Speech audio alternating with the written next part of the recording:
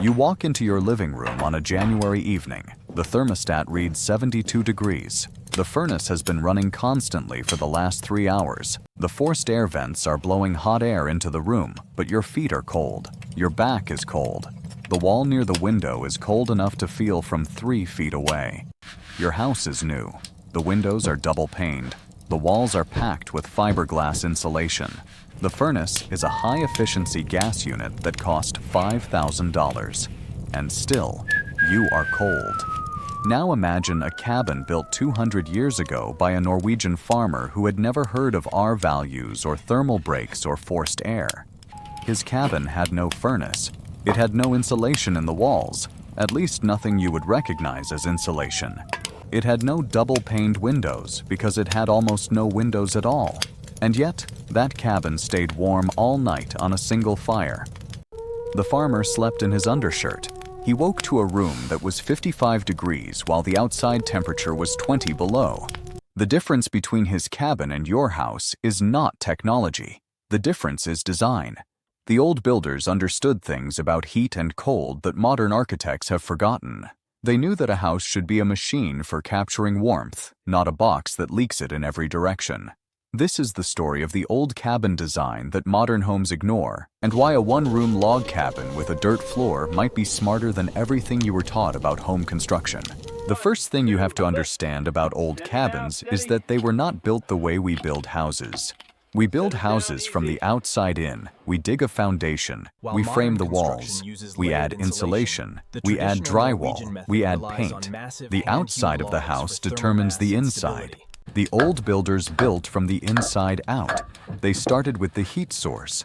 Everything else was designed to keep that heat where it belonged. The hearth was not an appliance that was added to the house. The house was built around the hearth. The hearth was the heart. The walls were the skin.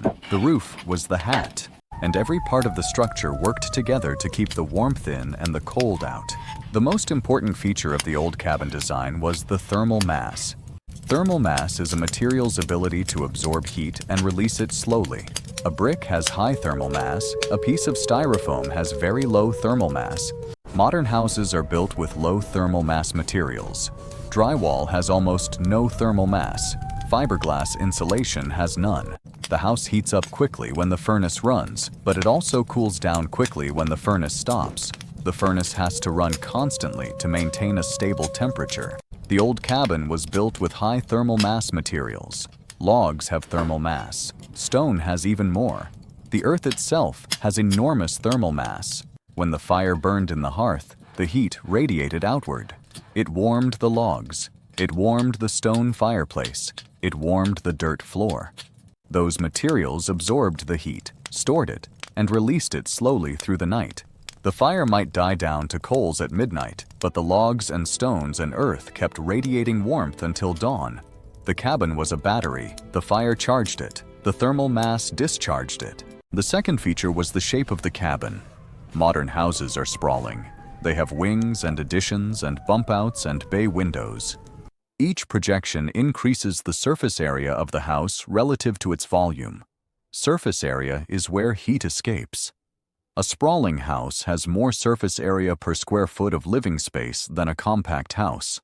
A simple rectangle has less surface area per square foot than any other shape except a circle or a dome.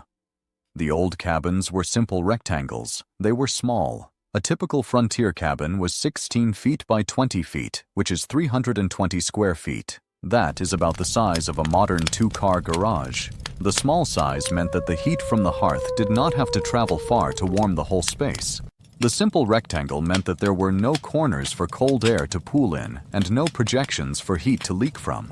The third feature was the orientation of the cabin. The old builders knew that the sun moves across the sky in a predictable path. They oriented their cabins so that the long walls faced south and north. The south-facing wall had windows, usually small ones, that let in the low winter sun. The sun would shine through those windows and warm the thermal mass of the floor and the opposite wall.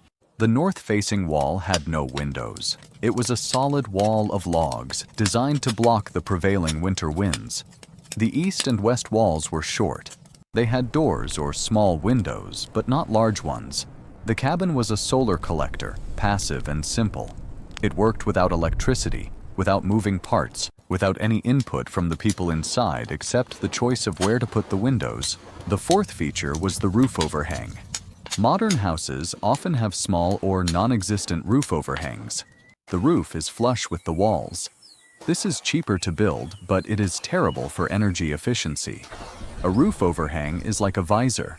It blocks the high summer sun while letting in the low winter sun. The old builders knew this. They extended their roof rafters 2 or 3 feet beyond the walls.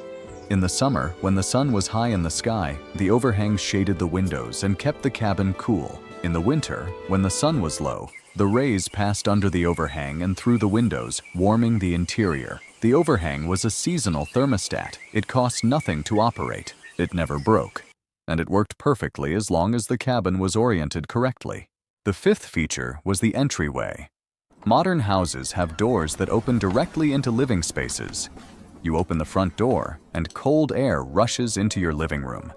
You close the door, and warm air rushes out.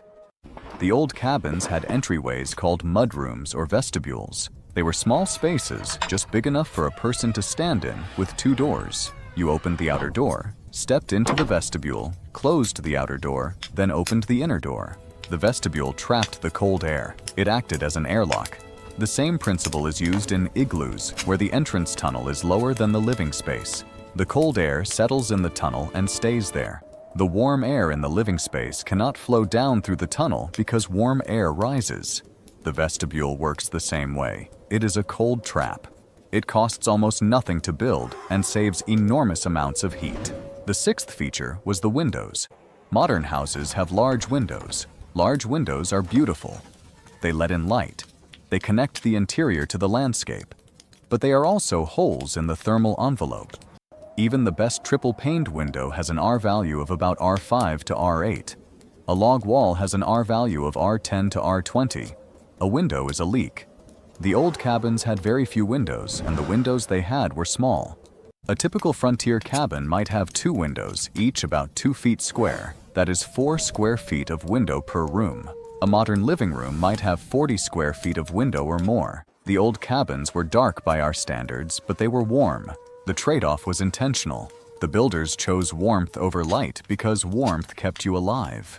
The seventh feature was the ceiling height. Modern houses have 8-foot ceilings, sometimes 9 or 10 feet in great rooms. High ceilings feel spacious. They also trap heat above your head. Heat rises. In a room with an 8-foot ceiling, the temperature at the ceiling might be 10 degrees warmer than the temperature at the floor. In a room with a 10-foot ceiling, that difference might be 15 degrees. That warm air is not doing you any good. It is floating above you while your feet are cold. The old cabins had low ceilings, sometimes only 6.5 or 7 feet. A tall man could touch the ceiling with his fingertips. The low ceiling kept the warm air close to the people. The heat from the hearth did not have to fill a tall volume. It filled a short volume. The cabin felt warmer because the warmth was where the people were. The eighth feature was the chimney placement. Modern fireplaces are often built on exterior walls. The chimney ran up through the center of the house, surrounded by warm interior space.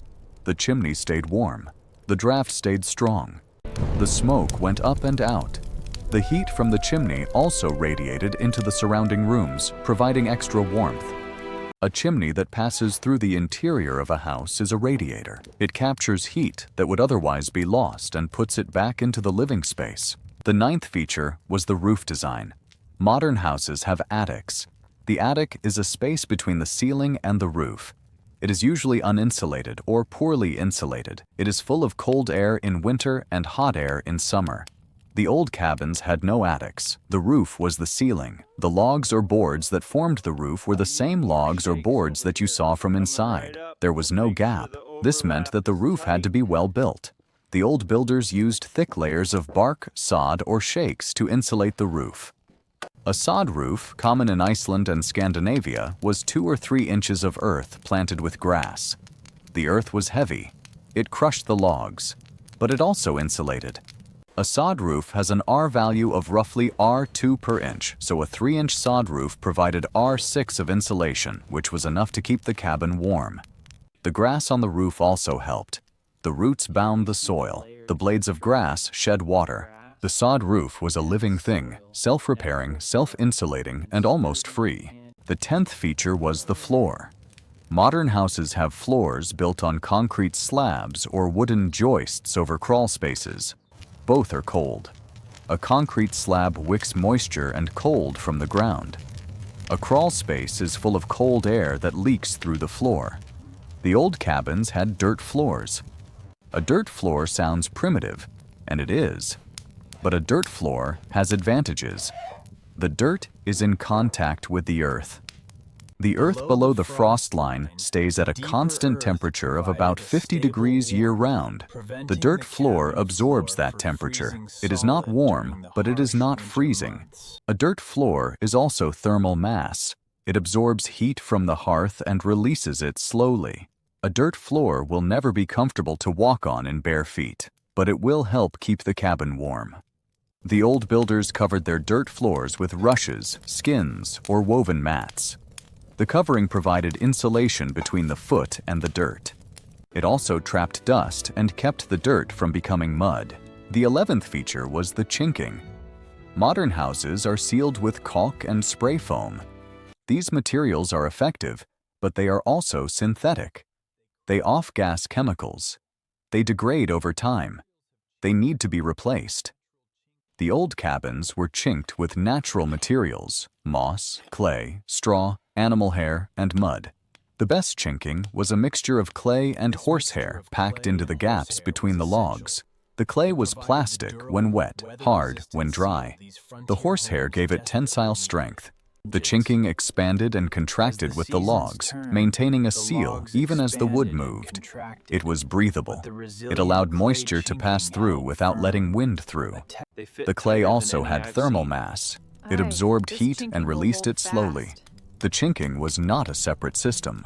It was part of the wall. This detail mattered more than it might seem. A poorly sealed cabin loses heat constantly through tiny gaps. But traditional chinking turned those weak points into strengths. The materials were locally available, easy to repair, and forgiving. If a crack appeared, it could be filled again with fresh clay. There was no need for specialized tools or industrial products. The wall could be maintained by the people who lived in it. And because the materials were natural, they aged with the structure instead of failing against it. They did not fight the environment. They worked with it. In extreme climates, this flexibility made the difference between comfort and constant cold drafts. The 12th feature was the porch. Many old cabins had a porch on the south side, sometimes enclosed, sometimes open. The porch served multiple functions. It shaded the south windows in summer. It provided a buffer of still air between the cabin and the cold in winter. An open porch breaks the wind.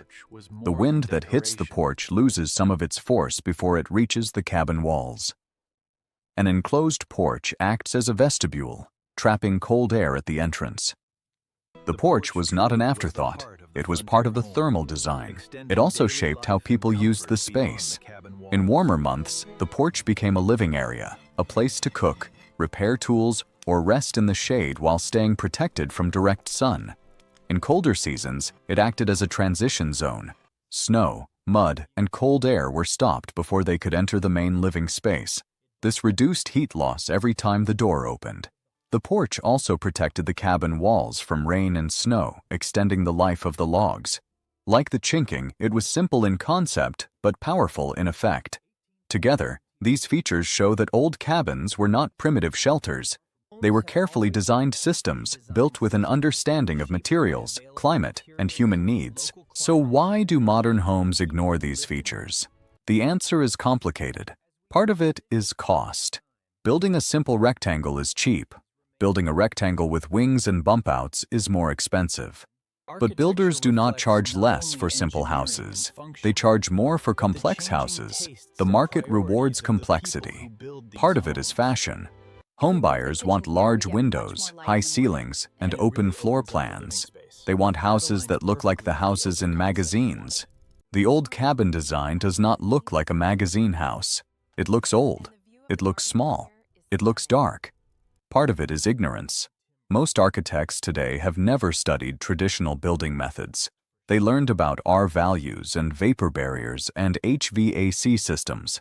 They did not learn about thermal mass, solar orientation, or the starfire lay. They are trained to design houses that rely on mechanical systems for comfort, not houses that are comfortable by design. The irony is that the old cabin design is making a comeback. Passive house designers have rediscovered the principles of thermal mass, solar orientation, and airtight construction. They build houses that are super insulated, super tight, and super efficient. They use triple-paned windows, heat recovery ventilators, and continuous insulation. A passive house can be heated with a hairdryer. But these houses cost a fortune to build. They are not simple. They are not cheap. The old cabin design was both. It used local materials. It used simple tools. It used no electricity. It used no fossil fuels beyond the wood that grew on the land. It kept people warm through winters that would kill a modern building code. The old cabin design is not lost. It is not a secret. It is written down in books, preserved in museums, recreated by historical reenactors, but it is ignored. We have chosen to build different houses. We have chosen to rely on furnaces and air conditioners instead of thermal mass and solar gain. We have chosen large windows over warm walls. We have chosen high ceilings over efficient heating. We have chosen convenience over wisdom. The old builders had less. They knew less about physics and engineering. But they paid attention. They noticed that a small room stays warmer than a large room. They noticed that a south-facing window lets in sun. They noticed that a dirt floor is not cold. They noticed that a fire built in the center of the room warms the whole cabin. They noticed because they had to. Their survival depended on it. Drop a comment below. What feature of old cabins do you wish modern homes still had? Have you ever lived in a small, simple house that stayed warm with almost no heat? Where are you watching from? And what would you change about your current home if you could rebuild it from scratch? Hit that subscribe button for one traditional building technique every week. And hit the like button if this story changed how you think about the walls around you. Because sometimes the smartest house is not the one with the most technology. It is the one that works with the sun, the wind, and the earth, instead of trying to fight them.